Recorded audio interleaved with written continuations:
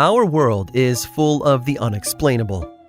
And if history is an open book, all of these amazing tales are right there on display, just waiting for us to explore. Welcome to the Cabinet of Curiosities.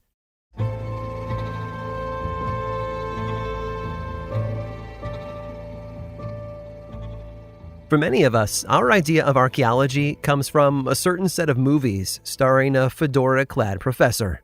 He follows the clues, assembles the puzzle, and at the end, he's found whatever mystical MacGuffin had propelled him into action in the first place, and stopped the Nazis, of course. In reality, though, it's not as exciting. Sure, an archaeologist might follow a clue to the location of a lost city, or a set of dinosaur bones. But sometimes all it takes is some heavy machinery and a bit of dumb luck. It came from outer space. At least that's what people thought at first when they pulled it out of the ground in 1973. It's known as the Wedge of Ayud, and upon first glance, you might not see what all the fuss is about. It was found roughly 10 meters below the sand in Ayud, Romania, beside two enormous mastodon bones.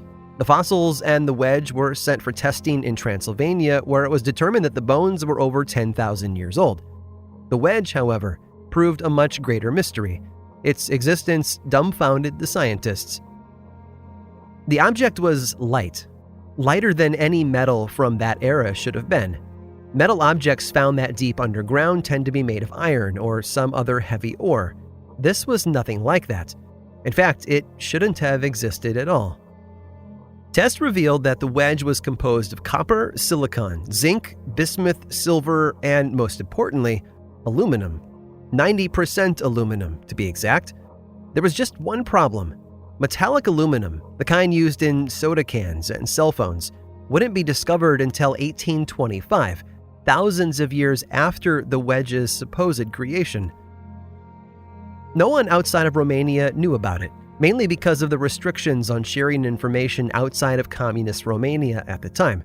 Additionally, it had been given to a historical museum in Transylvania where it resided in storage for over 20 years. And then, in 1995, a Romanian UFO magazine, yes, a Romanian UFO magazine, discovered it again.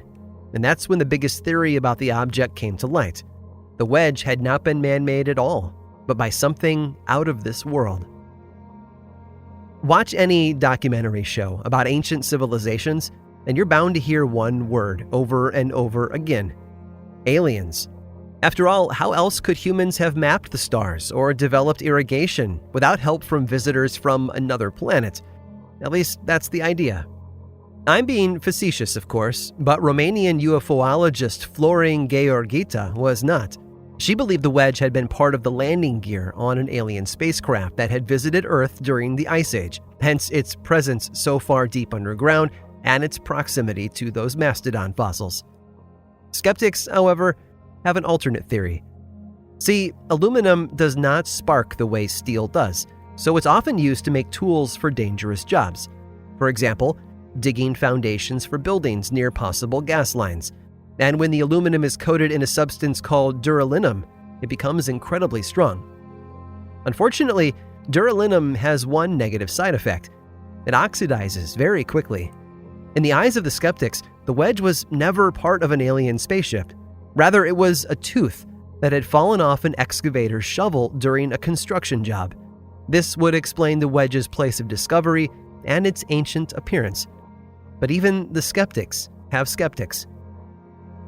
That oxidized exterior might not be as new as they thought. It has been determined to be around 400 years old, at least 200 years older than aluminum itself. Hard to explain without further testing, but none of it has been done as of yet.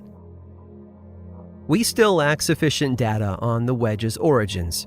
For every conspiracy theory that pops up, someone is ready with the rational explanation as to why the whole thing is just a hoax. We may never know where it came from, or why it was discovered beside a pair of mastodon bones. But maybe that's okay. It was a fun story to entertain, after all. And every now and then, we all need to find a way to wedge a little wonder into our lives, don't we?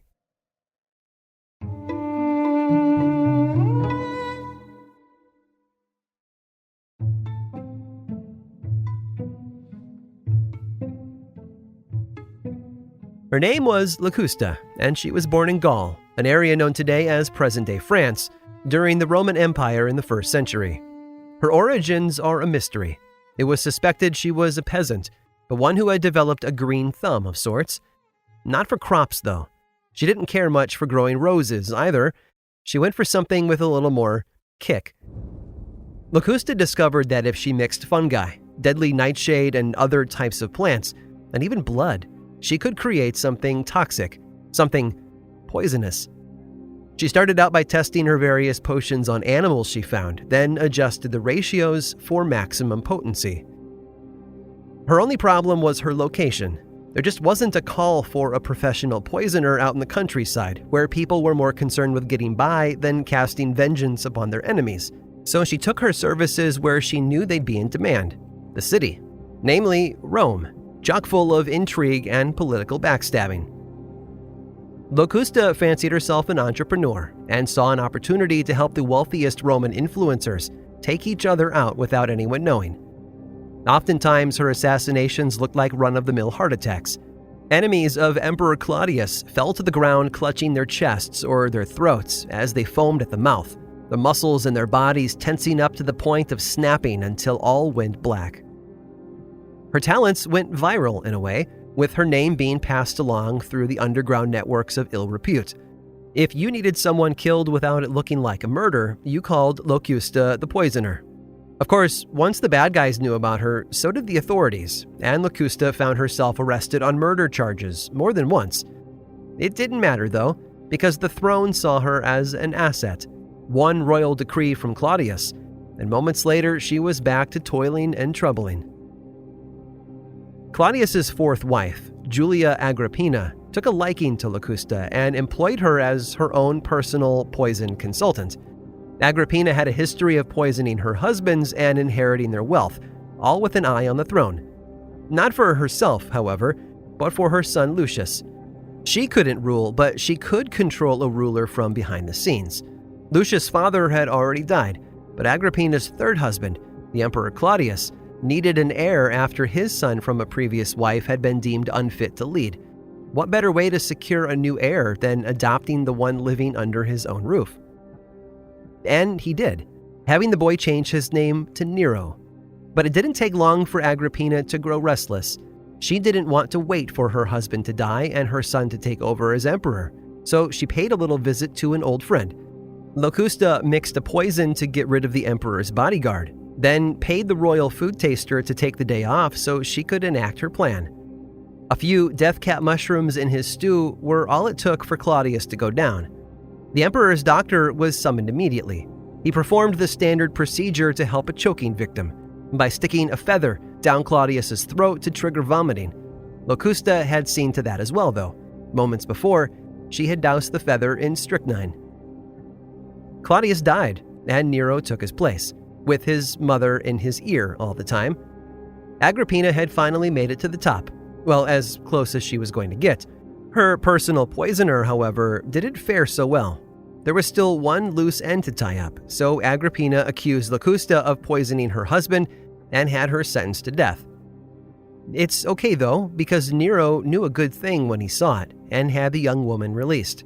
You see, he had fallen out with his mother, who had become a bit too much of a burden on him, and the two had parted ways. Locusta didn't do too badly after that. She moved into a palace and started a school to teach other women the art of poisoning. She also developed new formulas and tested them out on thieves and slaves and other people she thought were deserving of death. But as we've learned, political turmoil exacts a heavy toll on everyone involved, and nobody gets out unscathed. Locusta's past eventually caught up with her after Nero's tragic suicide. His successor, Galba, had grown sick of all the poisoning and the woman behind it. He sentenced Locusta to death and had her dragged through the streets in chains before being publicly executed. A gruesome end for a gruesome person. Experts have called Locusta history's first serial killer, but that title isn't quite right. She didn't kill out of compulsion or passion or some sociopathic tendency. No, Locusta the Poisoner was something more. She was history's first hit woman. I hope you've enjoyed today's guided tour of the Cabinet of Curiosities. Subscribe for free on Apple Podcasts or learn more about the show by visiting curiositiespodcast.com. This show was created by me, Aaron Mahnke, in partnership with How Stuff Works. I make another award-winning show called Lore, which is a podcast, book series, and television show, and you can learn all about it over at theworldoflore.com. And until next time, stay curious.